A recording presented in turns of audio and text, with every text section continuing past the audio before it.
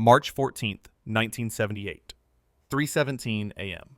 Glen Cove, Long Island, New York. The air tastes of salt and burning insulation. Fire Chief Robert Malloy stands in the frozen grass of DeSoris Lane, watching orange light pulse through the windows of what the locals call the Russian Mansion. The temperature hovers at 28 degrees, but sweat runs down his neck beneath his turnout coat. Something about this fire feels wrong. The flames move strangely, concentrated in the north wing, almost surgical in their progression. His men train their hoses on the 19th century structure, water arcing through the darkness, and Malloy notices something that makes his stomach tighten. The Russians aren't trying to save anything.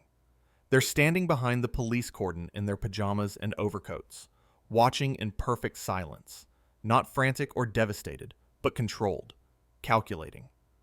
The Soviet delegation to the United Nations has owned this 40-acre estate since 1951, using it as a weekend retreat for diplomats. But no one retreats at 3 in the morning in March. At 3:34 a.m., the north wing collapses. The sound splits the night, timber cracking, glass exploding, something deeper underneath. A hollow boom that Malloy feels in his chest. His lieutenant, Jack Brennan, grabs his arm and points. Where the floor has fallen away, where the basement should show nothing but foundation and utility pipes, there's something else. A steel door. Intact. Gleaming in the firelight. Still locked. Malloy has fought fires in Glen Cove for 19 years. He knows what basements look like. This isn't a basement. The steel reflects the flames with a dull military precision. And now, the Russians are moving, not toward the fire, but toward the fire trucks. Their faces no longer controlled, but urgent, almost panicked. A man in a camel hair overcoat, Malloy will learn later his name is Dmitry Yakushkin, third secretary at the Soviet UN mission, says something sharp in Russian to the others. They form a line, human barrier between the firefighters and the collapsed wing. "Chief," Brennan says quietly, "we need to see if anyone's trapped down there." Malloy looks at Yakushkin. The Soviet diplomat meets his eyes and shakes his head once, firmly. Not a plea, an order. But Malloy is fire chief of Glen Cove, New York, United States of America. And there are laws about rescue access, about life safety, about his authority on scene.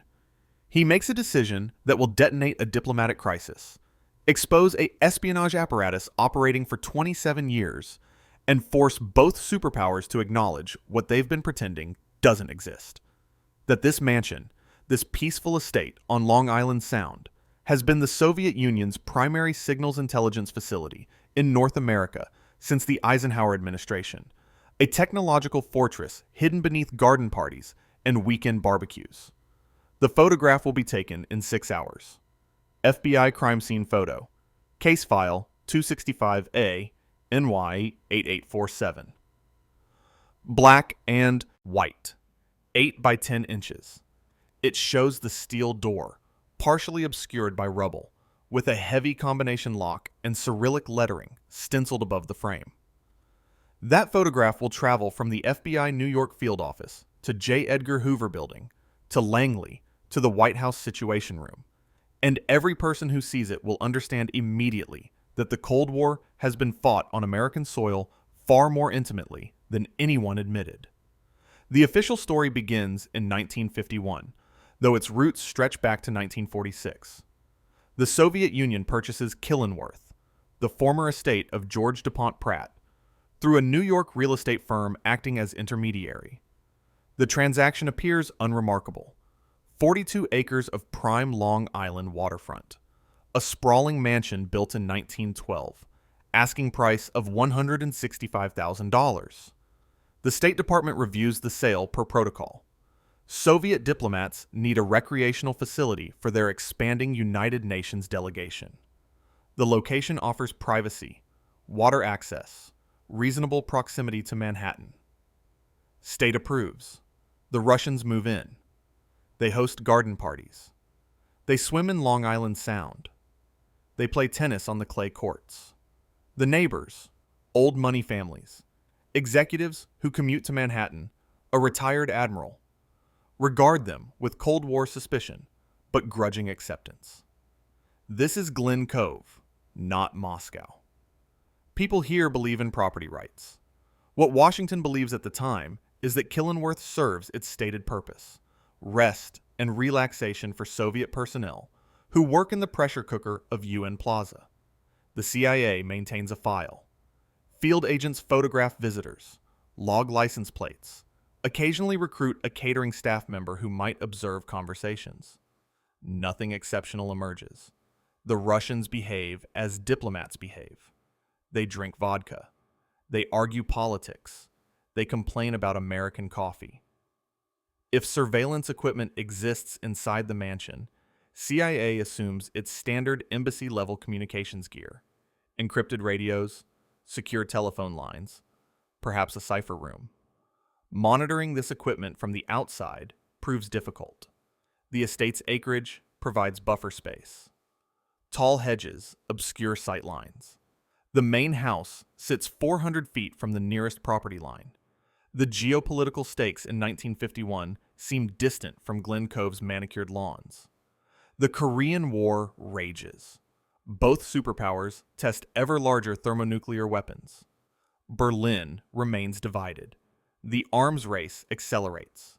But the real intelligence war happens in silence, in radio spectrum and signal interception, in the race to read the other side's communications before they're read yourself. The National Security Agency doesn't even exist yet. It won't be formally established until November 1952. American signals intelligence operates through a patchwork of military agencies. Coordination poor, equipment often obsolete. The Soviets understand this vulnerability.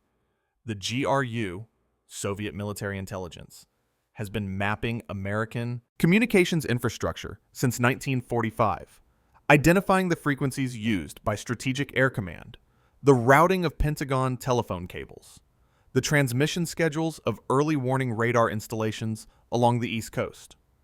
Killenworth becomes operational in the summer of 1952. The first equipment arrives in diplomatic pouches, declared as communications equipment for recreational facility. U.S. Customs waves it through. Under the Geneva Convention, diplomatic pouches cannot be opened or detained.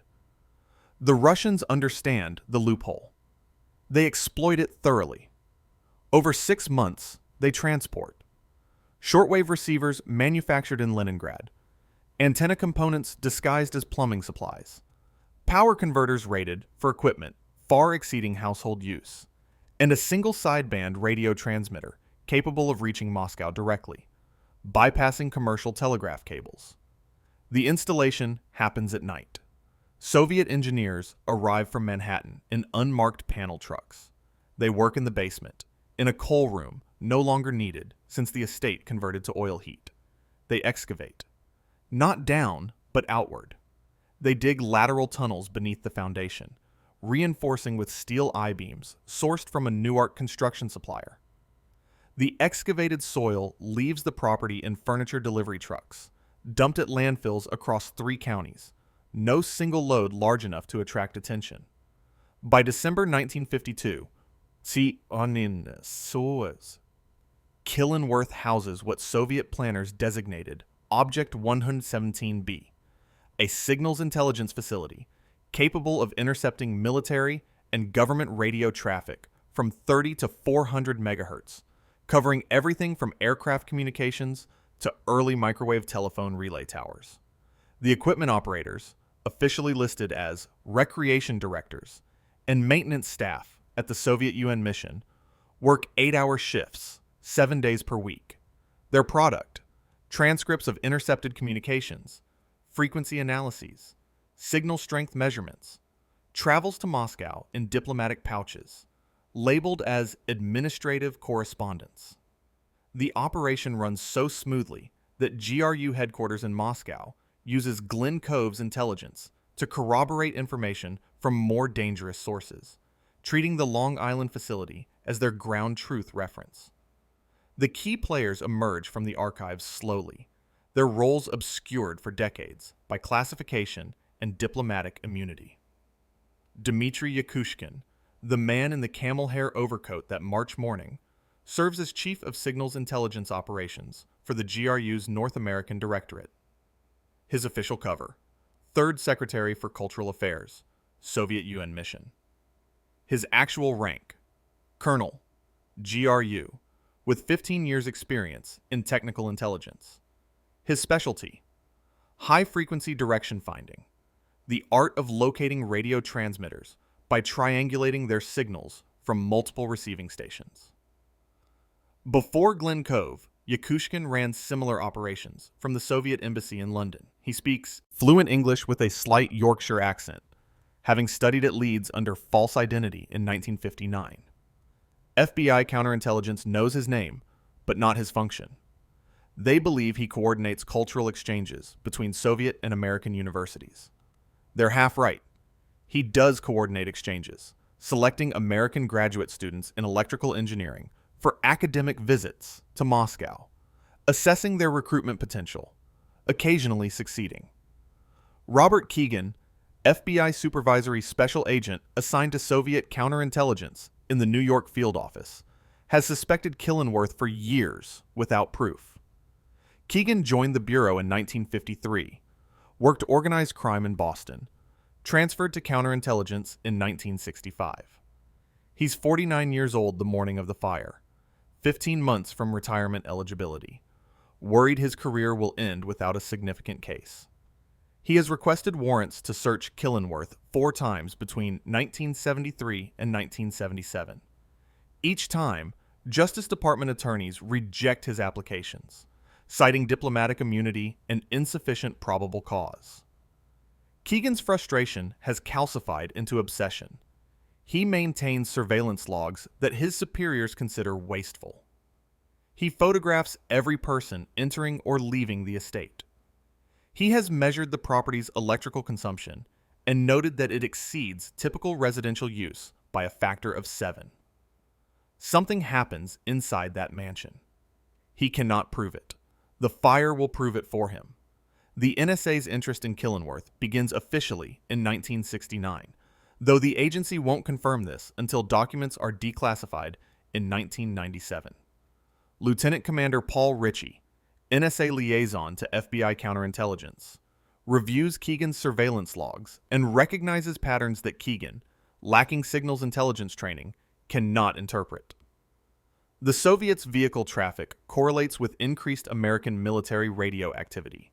When Strategic Air Command conducts readiness exercises, more cars arrive at Killenworth. When submarine communication systems undergo testing off the Connecticut coast, the estate's electrical consumption spikes. Ritchie drafts a classified assessment. Subject property likely functions as hostile SIGINT collection platform. The assessment circulates through NSA headquarters at Fort Meade, generating interest but no action.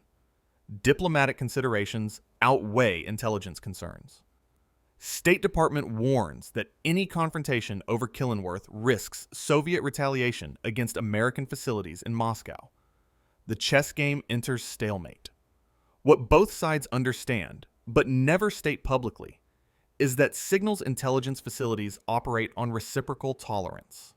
The Americans maintain similar installations near Soviet territory, listening posts in Turkey, Iran, Norway, Japan.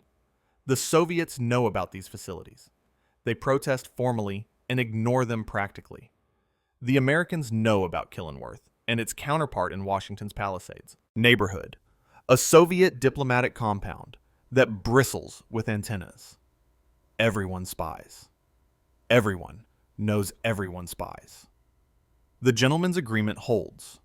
Don't make it obvious. Don't force a confrontation. Pretend these places don't exist.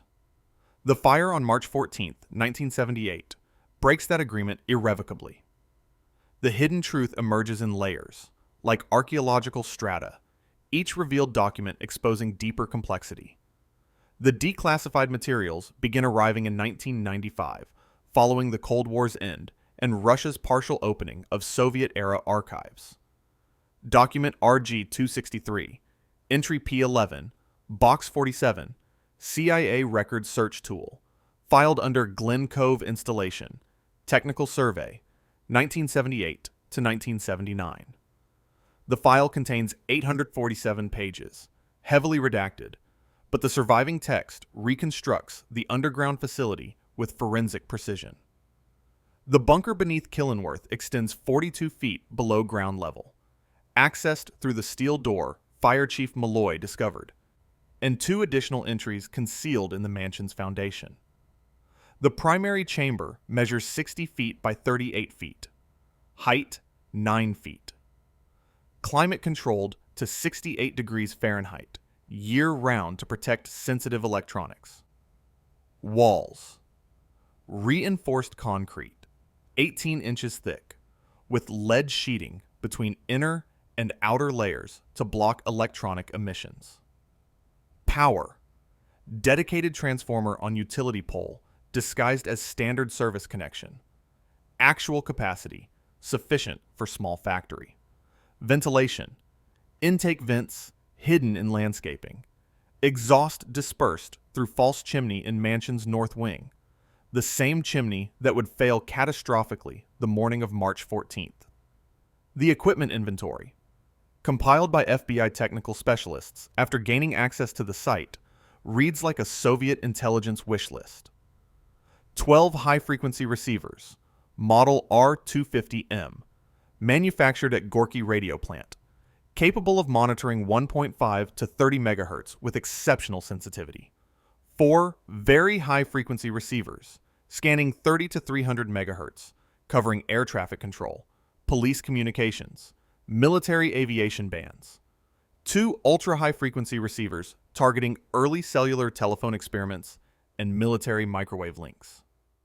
7 tape recorders, Grundig TK-347, German manufacture, Soviet acquisition, recording intercepted communications on quarter-inch magnetic tape. 3 spectrum analyzers for detailed signal characterization.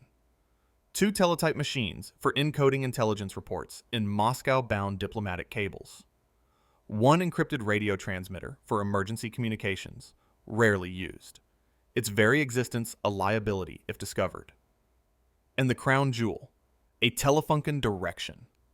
Finding system, 3 antenna arrays distributed across the property, capable of locating transmitters to within 2-mile accuracy at 50-mile range, 300 feet accuracy at 5-mile range.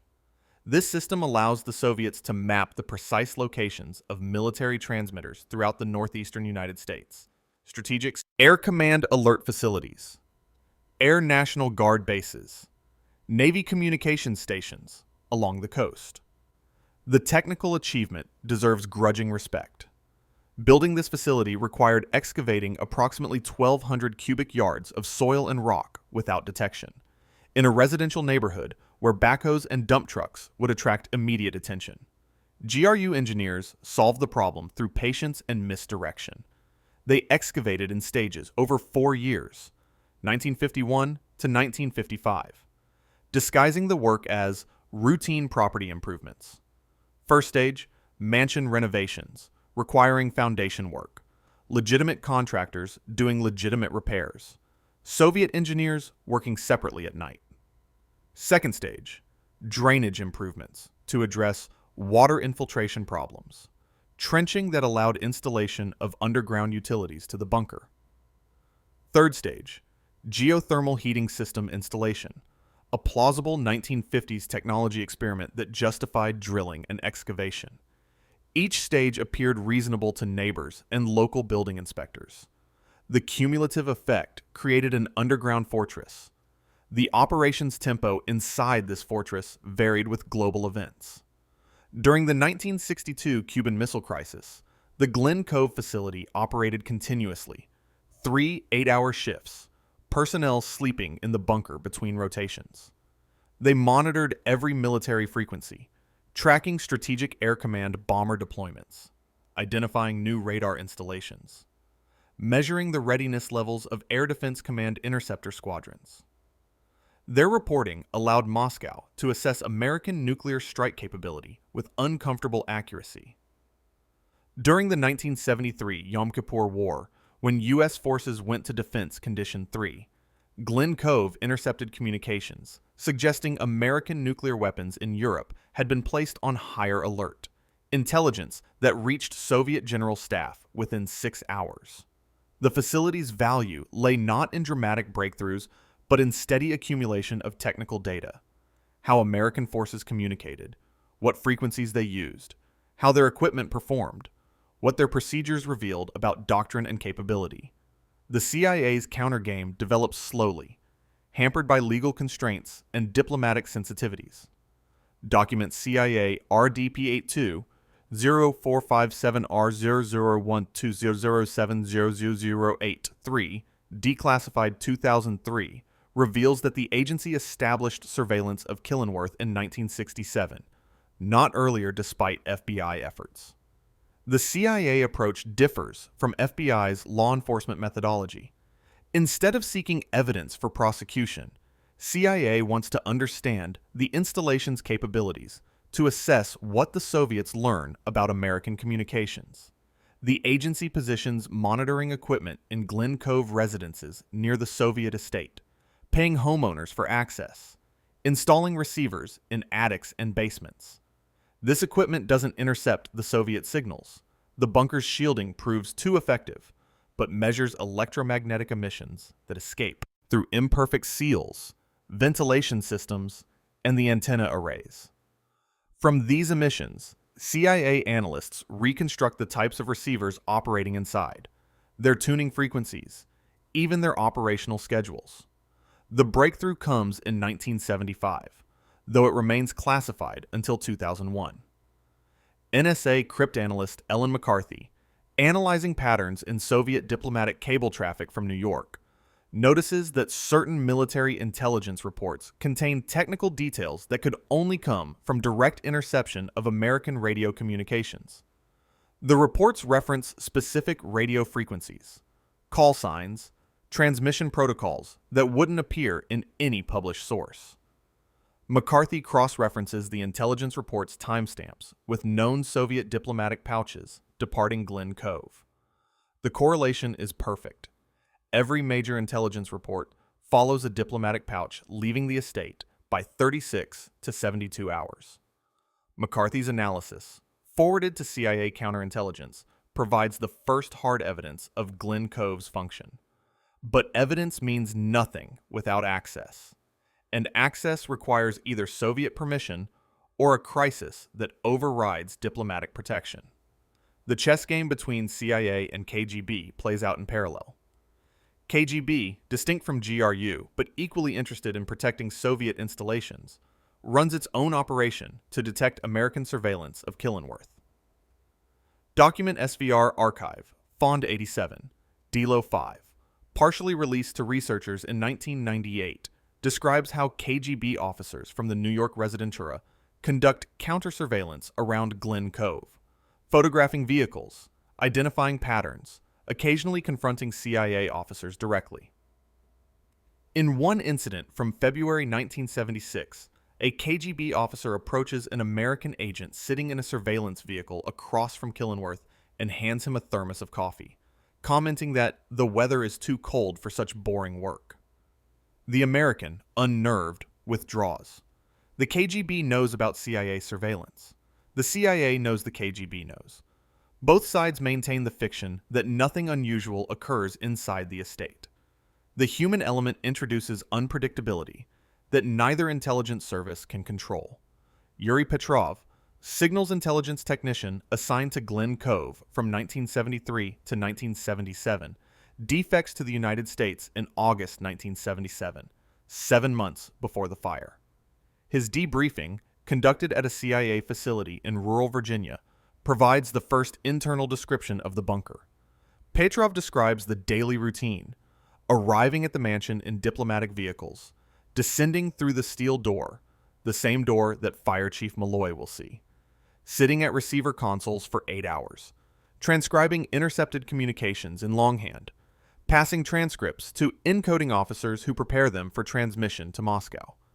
He describes the claustrophobia, the stale air despite ventilation systems, the psychological pressure of working underground in hostile territory, knowing that discovery means expulsion at best, imprisonment at worst. He describes the fear among Soviet personnel after Richard Nixon's resignation, after Watergate exposes the American government's willingness to confront its intelligence services, wondering if similar accountability might reach across the ocean. Petrov's debriefing gives CIA the layout, the capabilities, the operational procedures. What it doesn't provide is legal justification for action. Diplomatic immunity remains absolute. The Geneva Convention protects diplomatic property from search and seizure. CIA proposes covert action. Disable the facility through technical sabotage. Perhaps introduce radio interference that makes the equipment useless without obviously causing it. The proposal reaches the White House, where President Jimmy Carter, elected partly on promises of human rights and international law, rejects it. "We don't break into embassies," Carter tells his advisors, according to meeting notes declassified in 2004. The chess game continues without resolution. Both sides watch the board, knowing the stalemate cannot last forever, waiting for the move that forces a conclusion. That move comes from neither player, but from chance, from maintenance deferred and entropy inevitable.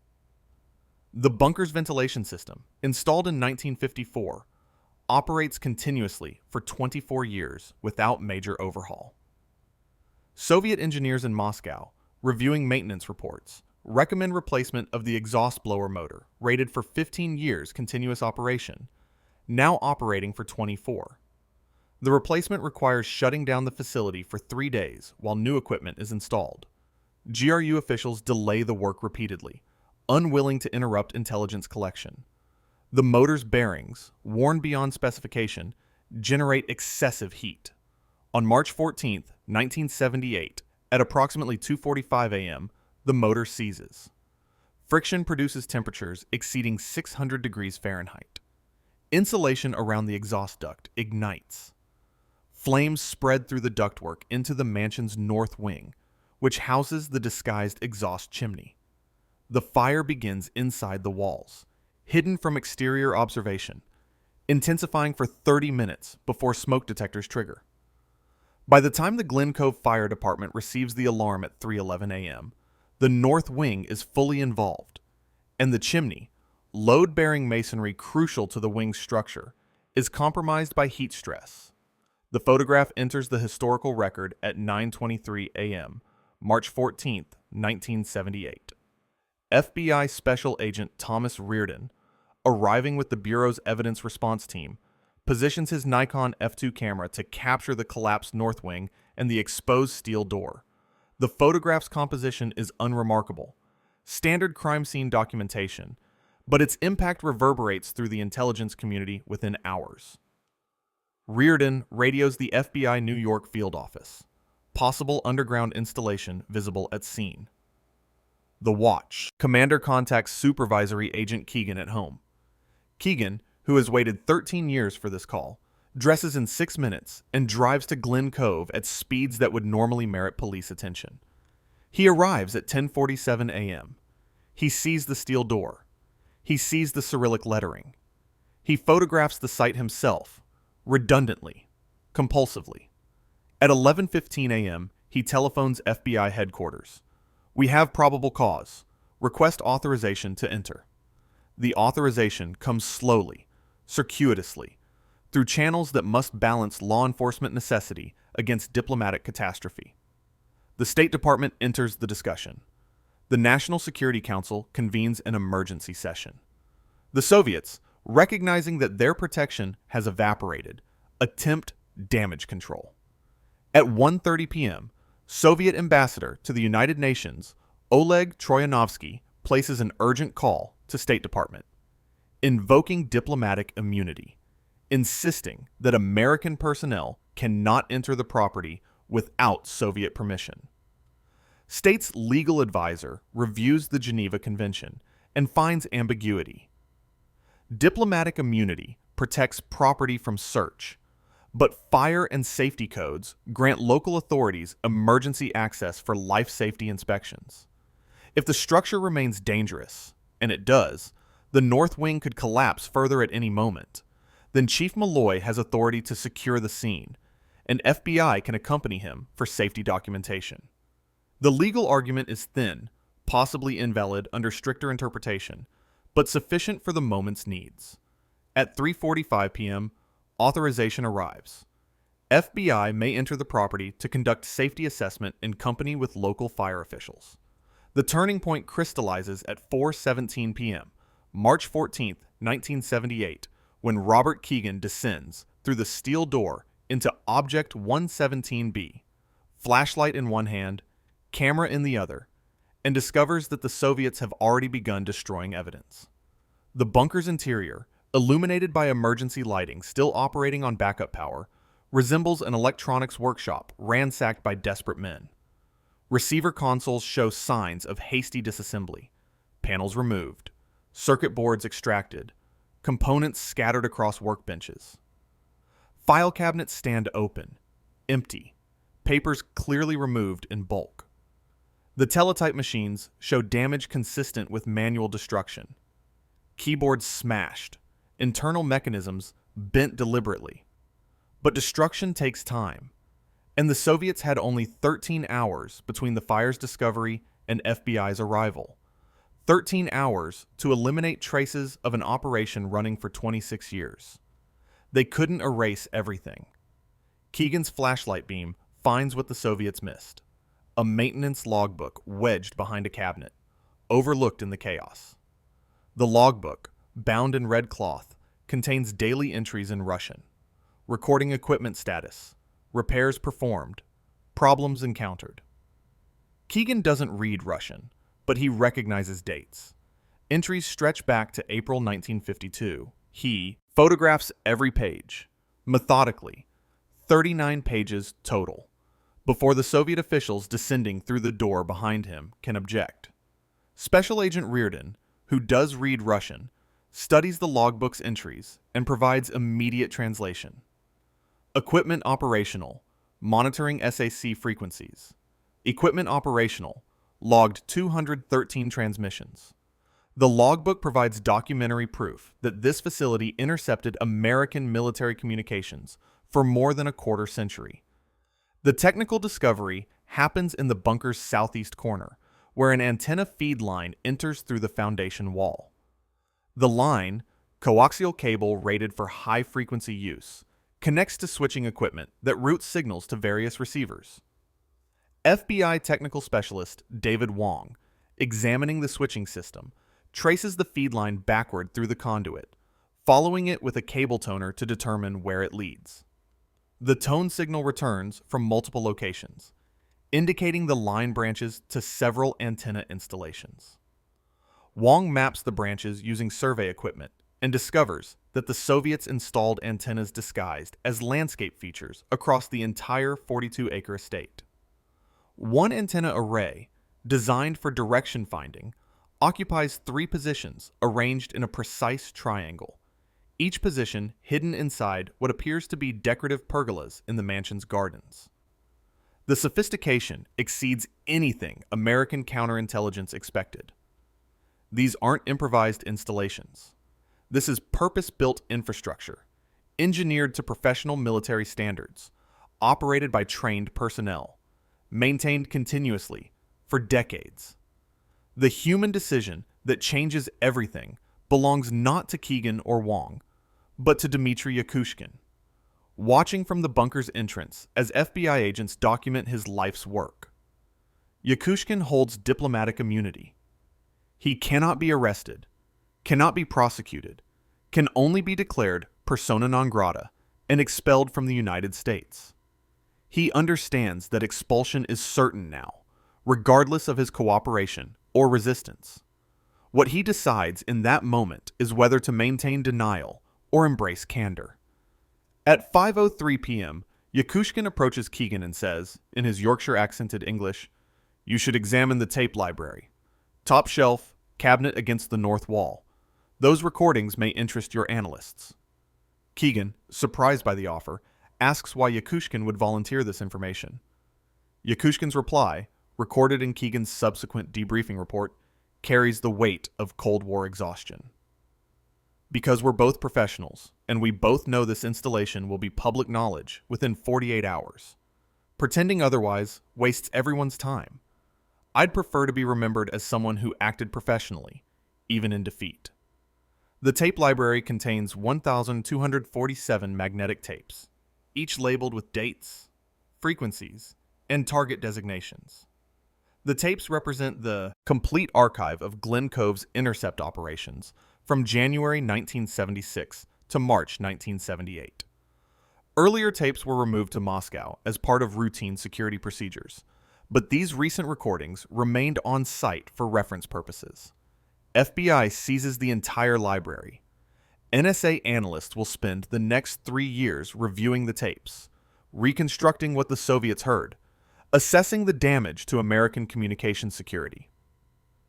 The preliminary assessment, completed in November 1978 and classified top secret until 2008, concludes that Soviet intelligence gained comprehensive understanding of Strategic Air Command, alert procedures, and the response times, Air National Guard flight patterns and operational bases, Coast Guard communications protocols and vessel locations, early cellular telephone test transmissions in the New York metropolitan area, and police radio communications during major events, including presidential visits and UN General Assembly sessions.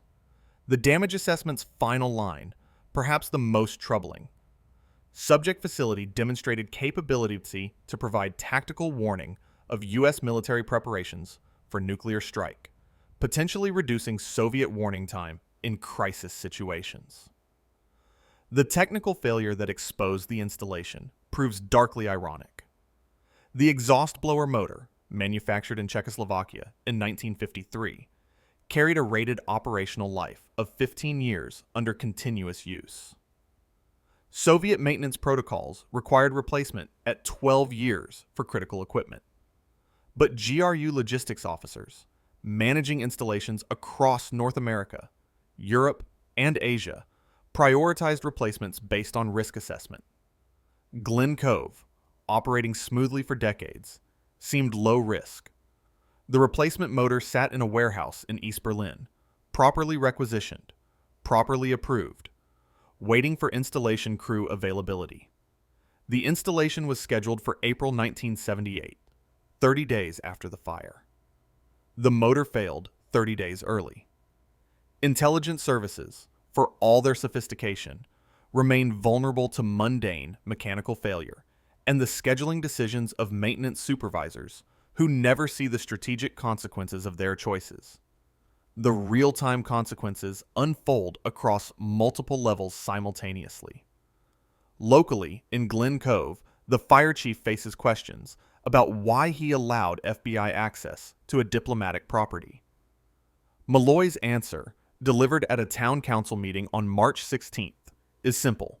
There was a steel door in a basement that looked like it might have people trapped behind it. I had to check. The town council supports him unanimously. They've lived next to the Soviet estate for 27 years. They want to know what was underneath their neighborhood. Nationally, the State Department enters crisis mode.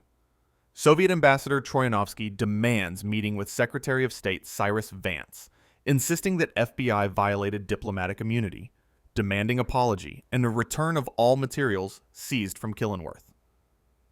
Vance, backed by legal opinions that the emergency access was justified, refuses. The Soviets threaten retaliation. Vance accepts the threat. The Geneva Convention protects diplomatic property, but it doesn't protect secret installations that violate host nations' sovereignty.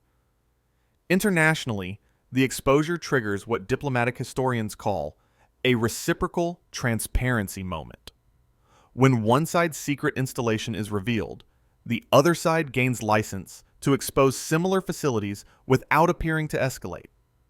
Within 72 hours of Glen Cove's exposure, the United States publicly acknowledges previously secret American signals, intelligence facilities in Turkey and Norway. The acknowledgement includes photographic evidence of antenna installations, building layouts, even equipment specifications. The message to Moscow is clear. If you want to discuss Glen Cove, We can discuss all of it. Everything both sides have been pretending doesn't exist. The Soviets, recognizing that escalation serves neither side's interests, de-escalate. They close Killenworth voluntarily on March 20th, 1978, moving diplomatic personnel back to Manhattan facilities. The American facilities in Turkey and Norway continue operating. The gentleman's agreement, broken by a house fire, reconstitutes itself through mutual recognition that intelligence work requires some measure of hypocrisy to function. The photograph, that 8 by 10-inch black and white image of a steel door in rubble, circulates through the intelligence community with unusual velocity. Officers at CIA, NSA, and Defense Intelligence Agency who have spent careers tracking Soviet intelligence operations see the photograph and experience validation mixed with frustration. They knew or suspected that installations like Glen Cove existed. They lacked proof, lacked access, lacked political support to confront the issue directly. The photograph provides that proof retroactively, after the fact, when it can no longer prevent the intelligence loss, but can at least document the scope of Soviet operations. Some officers order copies of the photograph, frame them, display them in their offices as reminders that the enemy's capabilities often exceed the briefings and estimates, and carefully hedged assessments that constitute official knowledge. The revelation unfolds in phases, each declassification revealing additional layers of complexity. The first public acknowledgement comes on March 17, 1978, when the State Department issues a brief press release. U.S. authorities are investigating a fire at Soviet diplomatic property in Glen Cove, New York.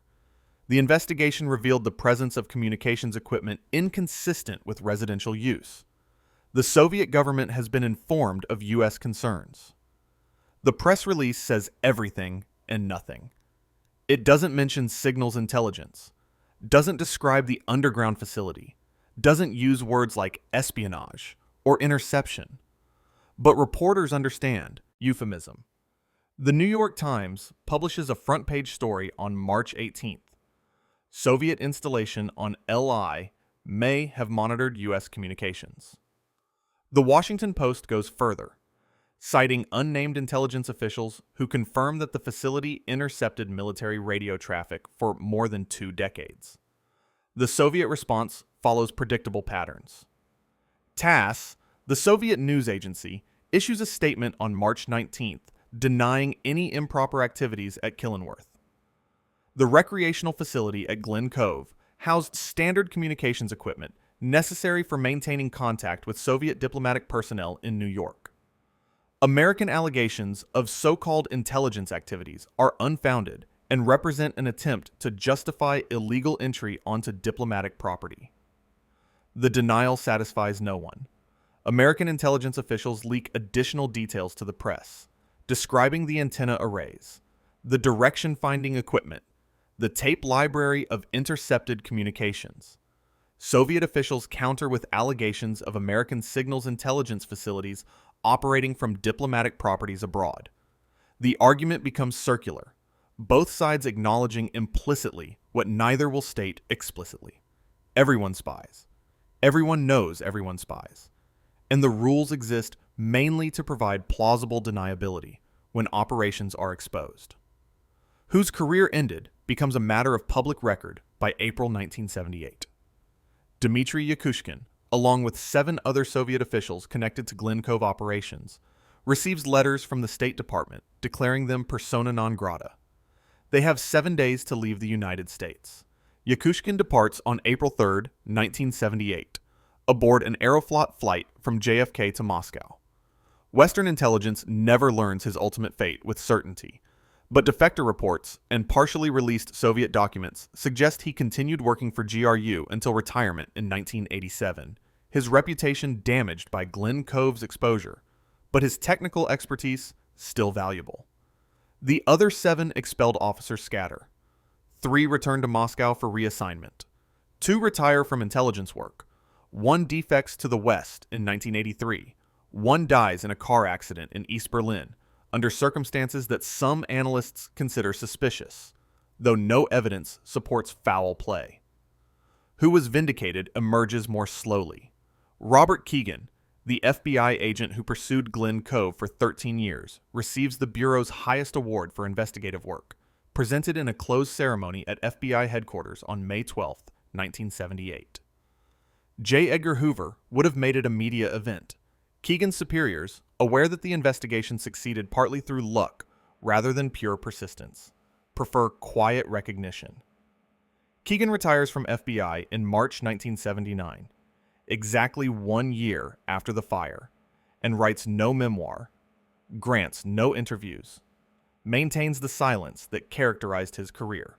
Ellen McCarthy, the NSA cryptanalyst whose traffic analysis first proved Glen Cove's intelligence function, receives the National Intelligence Distinguished Service Medal in 1979, the citation heavily redacted, her specific achievement classified for another 22 years.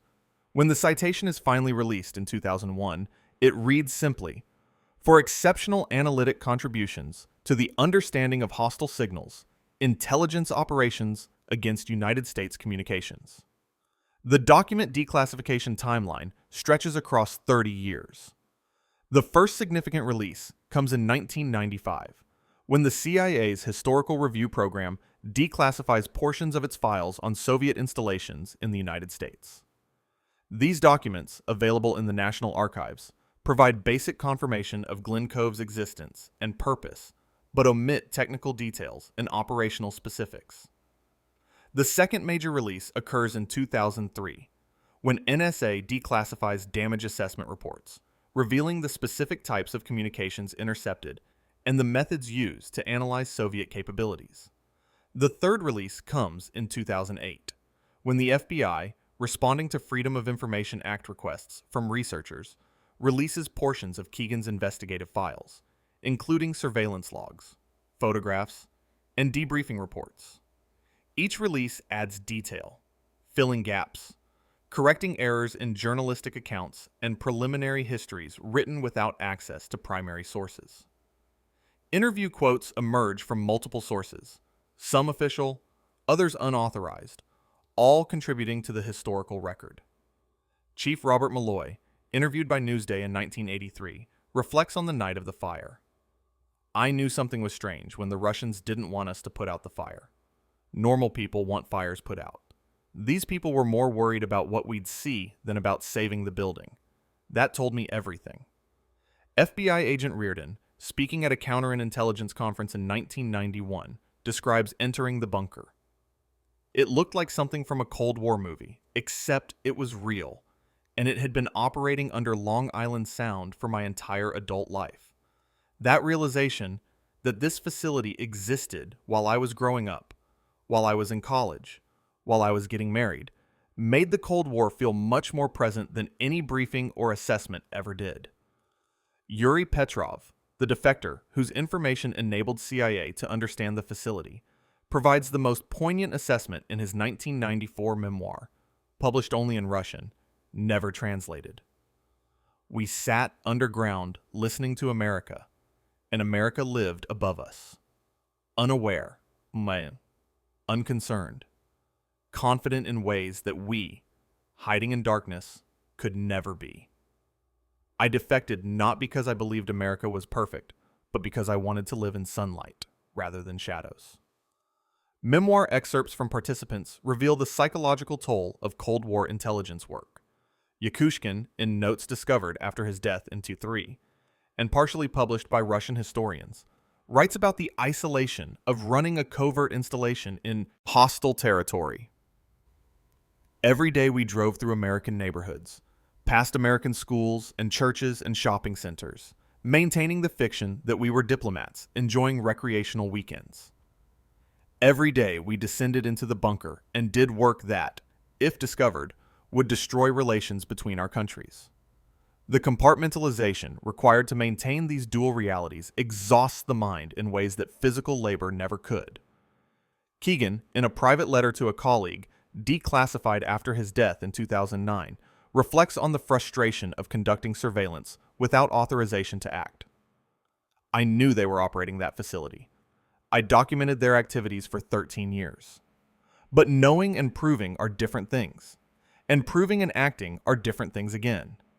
The fire gave us permission to know officially what we'd known unofficially for over a decade.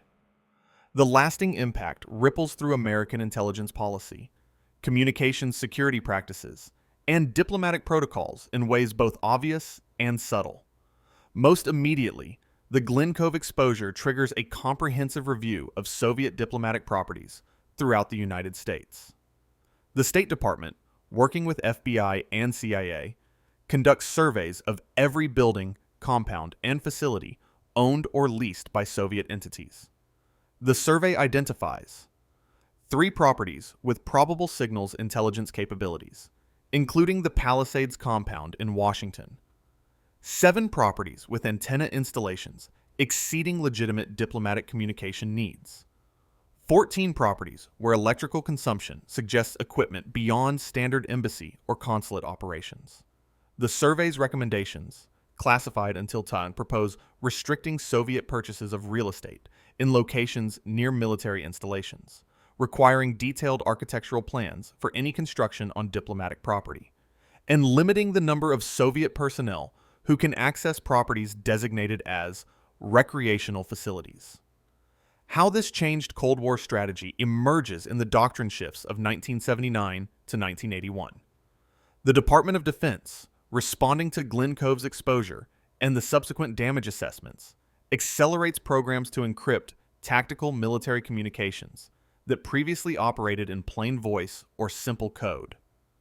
Strategic Air Command, recognizing that Soviet intelligence monitored alert procedures and response times, implements random variation in communications protocols to prevent pattern analysis.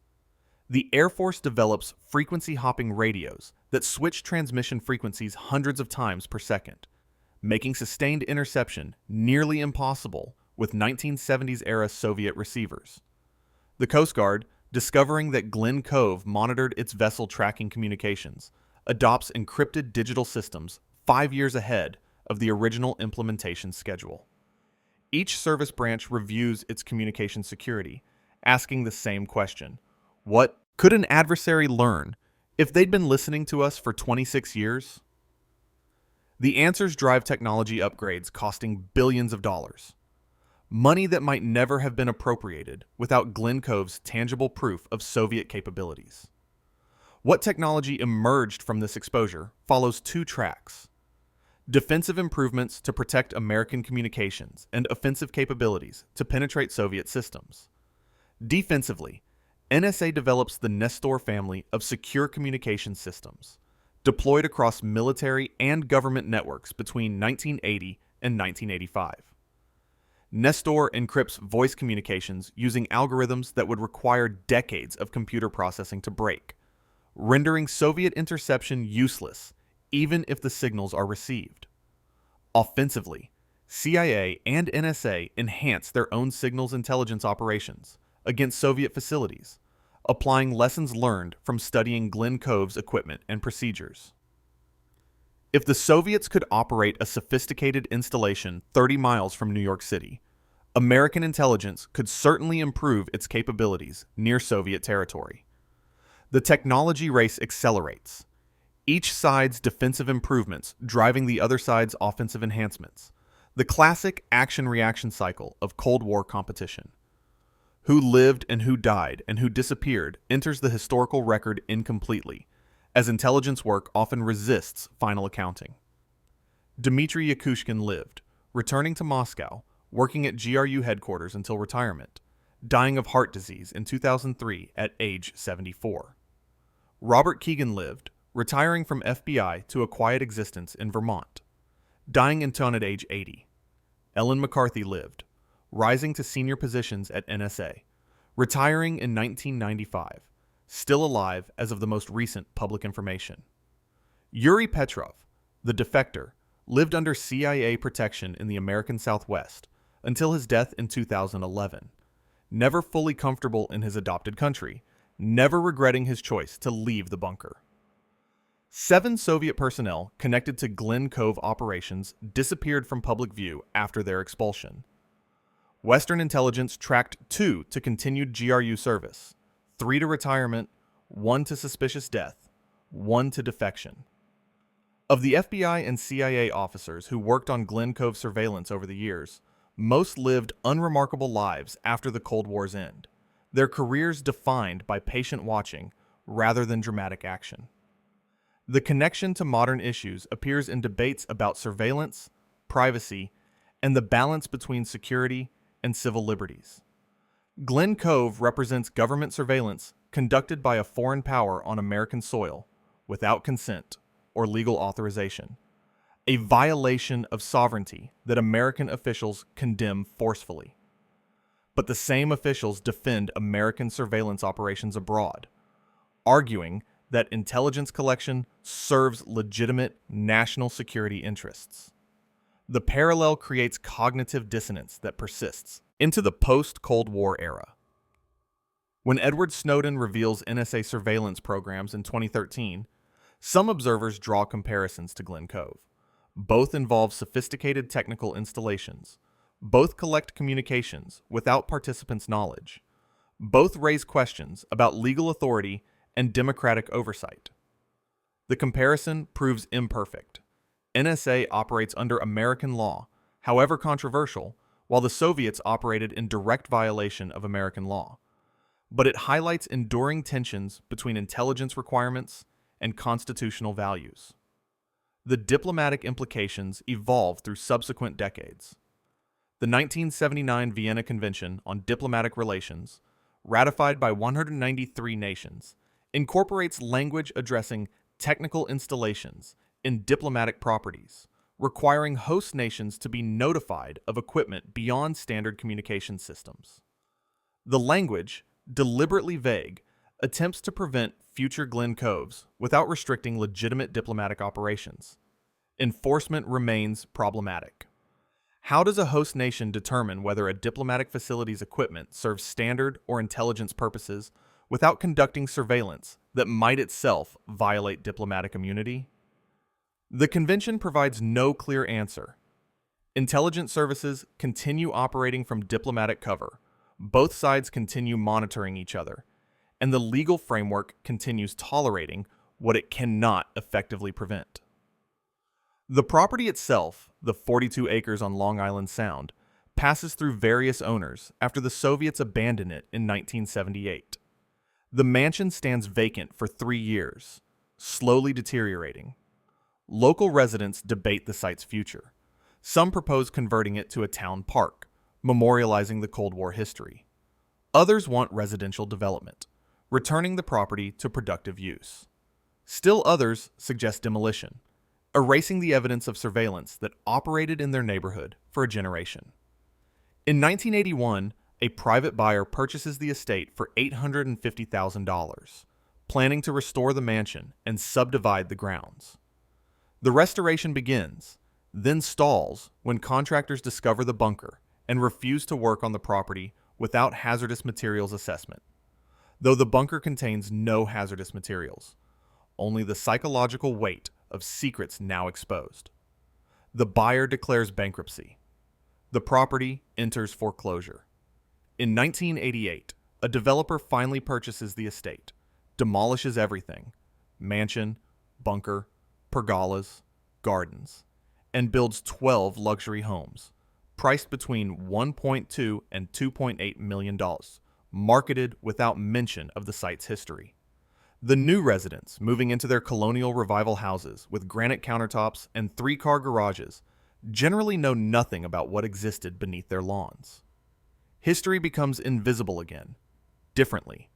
The photograph sits in an archive now, cataloged and preserved, available to researchers who request it, few of whom do. Most people who study Cold War intelligence focus on dramatic moments: the Berlin Tunnel, the U-2 shootdown, the Cuban Missile Crisis. Glen Cove lacks drama. No one died. No war started. The bunker was discovered, documented, and closed. The spies went home. Life continued. But the photograph represents something essential about the Cold War's reality. The conflict's deepest penetration happened not in distant territories, but in ordinary places. Beneath suburban estates, inside diplomatic compounds, wherever technology and determination could establish presence without detection. The steel door in the photograph, heavy and locked, protected secrets that weren't dramatic, but were cumulative. Intelligence collected over decades, building a picture of American capabilities that couldn't be obtained through any single dramatic operation. The archive that holds the photograph, Record Group 263 at the National Archives in College Park, Maryland, contains other images from March 14, 1978. The collapsed North Wing, the fire trucks on DeSoris Lane, the Soviet officials standing behind the police cordon in their pajamas and overcoats. But only one photograph gets referenced repeatedly in histories, studies, reports, the steel door, because it visualizes the hidden infrastructure of intelligence work, the physical reality beneath the diplomatic fictions and legal ambiguities and polite pretenses. Every intelligence service in the world has seen that photograph. Some have studied it to understand how the Soviets built their installation. Others have studied it to avoid making similar mistakes. The exposed door, the inadequate fire protection, the maintenance failure that destroyed operational security. Cold War secrecy, in the end, proved unsustainable against simple entropy. The motor failed, the fire started, the door was exposed. All the elaborate planning, all the careful operational security, all the diplomatic protections couldn't prevent mechanical failure and its consequences. Intelligence services plan for adversary action, the skilled opponent trying to penetrate their security, but often fail to plan adequately for the banal, aging equipment, deferred maintenance, the mundane risks that affect any technical operation. Glen Cove's exposure happened not because FBI cracked Soviet codes or CIA recruited a penetration agent, but because a check-made blower motor ran longer than its specifications allowed. The lesson resonates beyond intelligence work. Complex systems fail from simple causes, usually at inconvenient moments, often with consequences that cascade beyond the immediate failure. The question that haunts discussions of Glen Cove, when intelligence veterans gather and talk with candor rare in professional settings, is counterfactual. What if the motor hadn't failed? The facility might still operate today, upgraded with modern digital receivers, collecting cellular telephone communications, monitoring military satellites, tracking data, networks that didn't exist in 1978. Or it might have been discovered through improved counterintelligence, exposed during the Soviet Union's collapse when former officers revealed secrets for profit or conscience. Or it might have closed voluntarily when Soviet intelligence reassessed risks versus benefits and decided that satellite surveillance and cyber operations offered better return on investment than the old-fashioned ground-based signals intelligence that defined the Cold War's middle decades. No one knows. The motor failed. The counterfactual ended. History took its actual path. The empty office exists at GRU headquarters in Moscow, or existed until the building was reorganized after the Soviet collapse.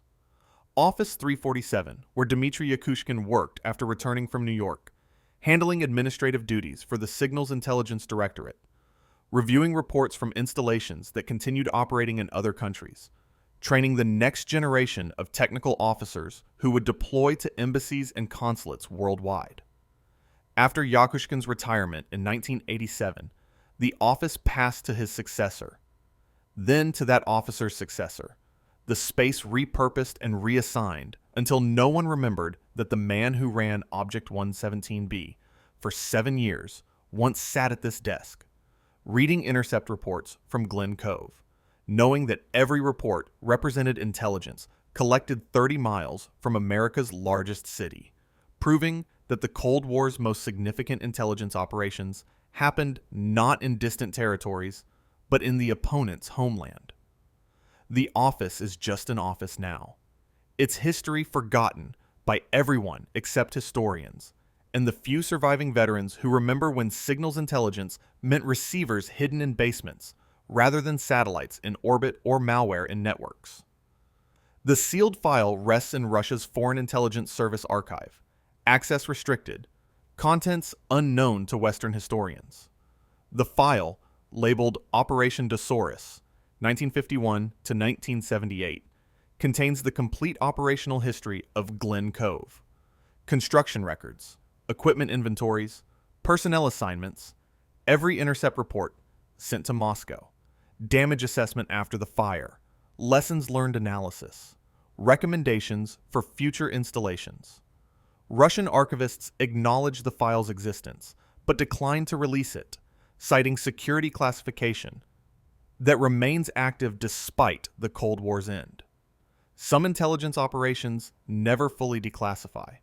Some secrets remain secret, not because they're operationally sensitive, but because revealing them would embarrass officials, damage reputations, complicate diplomatic relations, or establish precedents that intelligence services prefer to avoid. The file might be released in 2038, 50 years after Glen Cove's closure, when Russian law requires declassification of Cold War materials. Or it might remain sealed longer, its contents known only to authorized personnel, its secrets dying with the people who created them. The abandoned base doesn't exist at Glen Cove. The site was demolished, the bunker filled with concrete, the surface restored, but similar installations remain at other locations, facilities that operated during the Cold War and now stand empty. Their purpose obsolete, their history classified. Drive through certain neighborhoods near Washington, certain suburbs of San Francisco, certain rural areas near military installations, and you might pass them. Properties with unusual architecture, antenna installations exceeding residential need, electrical transformers rated for commercial rather than residential use. Most are legitimately what they appear to be: wealthy homeowners with communication equipment, businesses operating from residential buildings, obsolete infrastructure awaiting removal. But some, a few, might be something else. Decommissioned intelligence facilities. Their operational lives ended when technology changed or political circumstances shifted, or, occasionally, when house fires and mechanical failures exposed what should have remained hidden. The only certainty is uncertainty, the characteristic condition of intelligence work, where confirmed facts are rare and speculation fills the gaps. The final irony manifests in Glen Cove's legacy to telecommunications security. The improvements to American military communications, accelerated after Glen Cove's exposure, became standard for commercial applications as digital technology matured. Encrypted cellular phones, secure internet protocols, the authentication systems that protect online banking, all descend partly from military encryption programs driven by the need to prevent Soviet interception. Glen Cove helped create the secure communications infrastructure that defines modern life, though few people using encrypted messaging or secure websites know this history. The bunker beneath Long Island Sound, built to intercept American communications, ultimately strengthened those communications by proving their vulnerability, by demonstrating that sophisticated adversaries would exploit any weakness, by forcing improvements that might otherwise have been delayed until a more devastating compromise occurred. Intelligence and counterintelligence exist in dialectic relationship. Each side's capabilities drive the other's improvements. Weakness revealed becomes strength developed, the eternal cycle of measure and countermeasure that defines technical competition between adversaries. The Soviets built Glen Cove to exploit American communications weakness. Glen Cove's exposure eliminated that weakness. Whether this outcome constitutes success or failure depends entirely on which side you're evaluating, and whether you measure results against intentions or consequences against alternatives. The photograph cannot answer these questions. It shows only a steel door, heavy and locked, exposed by accident, revealing the hidden infrastructure of a conflict that ended without resolution, only exhaustion.